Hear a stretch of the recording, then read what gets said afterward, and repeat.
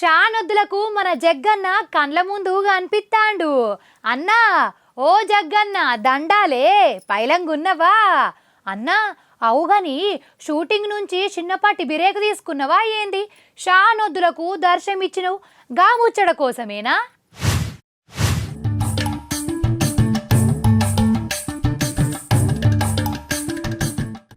ఆగో అన్న ఏందో చెప్తుండు, గా అసలు ముచ్చటేందో అర్థమయ్యేటట్టు జరంత చెప్పరాదన్నా.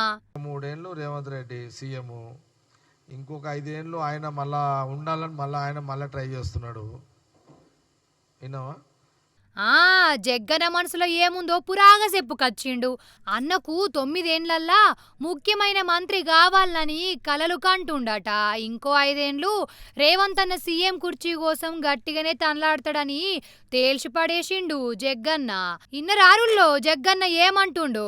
అవు కాంగ్రెసుల పాత లీడర్లనైతే రేవంత్ అన్న దగ్గరకైతే అస్సలు రానిత్తలేడట.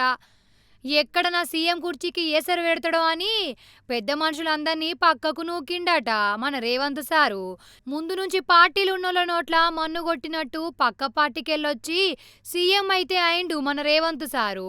ఇక ఇప్పుడు గిదిని మీదనే పార్టీలు ఉన్న పాత తరమోళ్ళందరూ గుర్రుగా ఉన్నారట.